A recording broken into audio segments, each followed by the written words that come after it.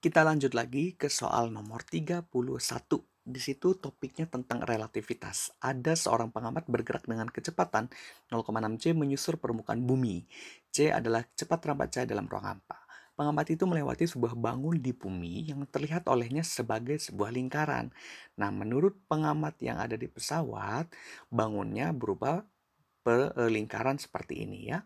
Nah, dengan jari-jari 1 meter. Berarti katakanlah ini adalah A, ini adalah B gitu dulu ya. Walaupun A sama dengan B gitu ya.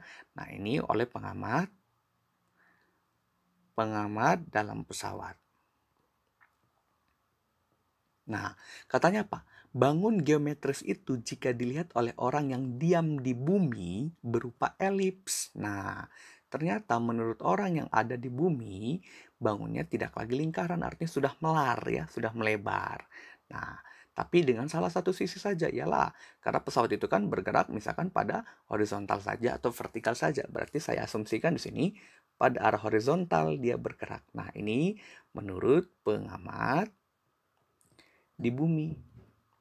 Dan kalau kita perhatikan, sumbu X-nya yang berubah. Artinya, nanti di sini adalah katakan A aksen gitu ya. Nah, ini aksen itu panjang saat diamati oleh yang ada di bumi. Sementara B-nya tetap. Nah, berapa katanya jarak antar titik api pada elips? Nah, jarak titik apinya dimisalkan seperti ini. Nah, ini ada jarak titik api atau fokusnya. Gitu ya. Nah, maka kita cari berapa deltanya, jaraknya. Nah, kita lihat dulu. Kalau diperhatikan, ada sesuatu yang menarik. Apa yang menarik? Nah, ini. Awalnya kan panjang menurut orang diam yang ada di bumi. Tapi ketika menurut orang yang bergerak, makin pendek. Nah, itulah relativitas khusus yang disebut sebagai kontraksi Lorentz atau kontraksi panjang. Jadi ketika benda bergerak hampir mendekati kecepatan cahaya, maka seolah-olah memendek. Nah, yang mana dirumuskan sebagai A sama dengan A aksen dikali akar 1 kurang V per C dikuadratkan. Nah, gitu ya. Oke, dari situ kita lihat A itu adalah yang memendeknya, sedangkan A aksen panjang mula-mulanya. Ya, di mana A aksen lebih besar dari A. Maka kita lihat A itu yang diamati oleh orang bergerak, berarti di sini 1 meter. Tapi ketika menurut orang di bumi tidak 1 meter, lebih panjang lagi. Nah, maka kita cari A aksennya. Nah, dikali akar 1 kurang, masukin V-nya. V-nya 0,6 C. Berarti ini 0,6 C per C dikuadratkan. Kalau kalian perhatikan ini ada fenomena menarik. Ini kan merupakan Pitagoras. 1 dikurang 0,6 dikuadratkan. Berarti kan 0,36 ya. Maka 1 sama dengan A aksen akar 1 kurang 0,36. C kuadratnya habis. Ini kan sama aja dengan 0,64. Diakari 0,8. Berarti A aksen sama dengan 1 dibagi 0,8. Atau 1,25 meter. Nah, menurut orang yang di bumi 1,25. Tapi menurut orang yang ada di pesawat ya karena dia bergerak terhadap suatu kejadian. Maka lebih pendek menurut yang di pesawat. Nah, ini adalah A aksennya. Sekarang pertanyaannya berapa jarak fokus? Nah, jarak fokusnya kita cari dari mana? Nah, saya misalkan di sini ya. Maka untuk mencari jarak fokus atau F, kita gunakan Pitagoras sesuai dengan gambar yang ada. Berarti F sama dengan akar dari A aksen kuadrat plus B kuadrat. Nah, maaf, salah ya. Harusnya A aksen kuadrat dikurang B kuadrat ya. Karena yang dicari adalah F-nya. Oke, sebentar. Di sini terjadi kekeliruan. A aksen kuadrat dikurang B kuadrat. Nah, maka kita masukin sekarang angkanya. A aksennya adalah akar dari 1,25 kuadrat dikurang 1 kuadrat maka fokusnya sama dengan, kalau diselesaikan nanti jawabannya adalah 0,75 meter.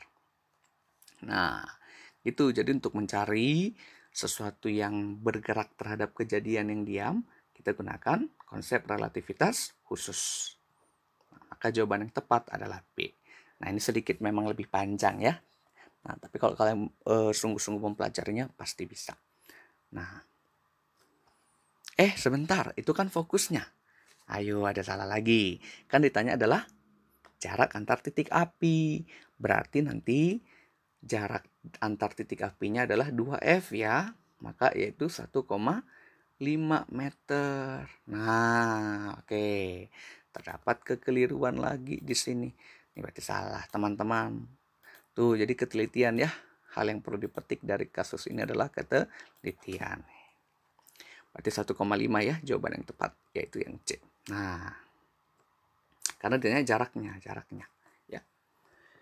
Oke, itulah kira-kira ya untuk soal ini. Nah, sekarang kita lanjut ke nomor 32. Nah, ini. Hasil eksperimen efek Compton. Efek Compton itu berada di fisika kuantum. Yang mana ceritanya gini, ketika ada foton datang lalu menumbuk suatu elektron, maka elektron akan terpental. Sedangkan fotonnya akan juga lepas seperti ini.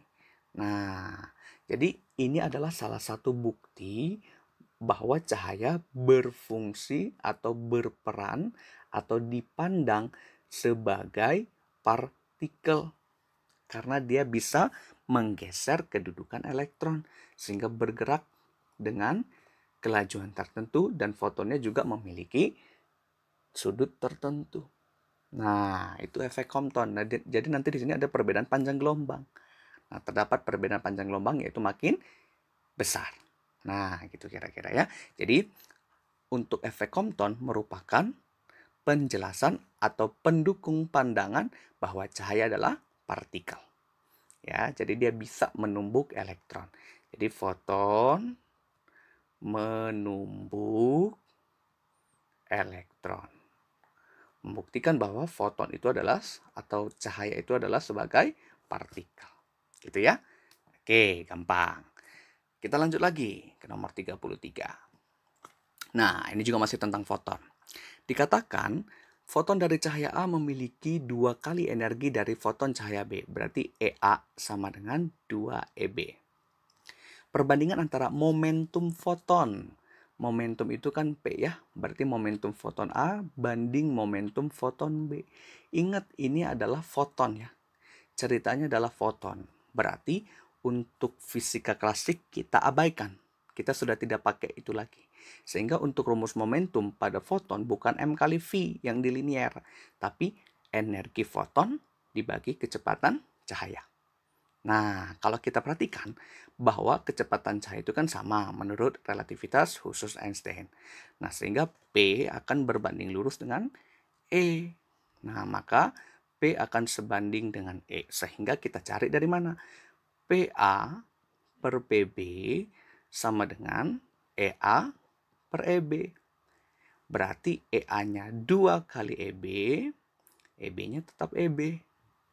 Berarti perbandingan momentum foton A dengan foton B adalah 2:1 atau 2/1. Nah, maka supaya sesuai dengan konteks soal berarti PA per PB sama dengan 2. Nah, maka jawaban yang tepat adalah ya yang D ya. Nih, yang D. Nah, itu aja yang perlu diperhatikan dari sini. Jadi kita menggunakan rumus yang ini. Ini untuk mencari momentum foton. Nah, gampang ya? Oke. Itu dulu untuk nomor 33. Kita tunggu di video berikutnya.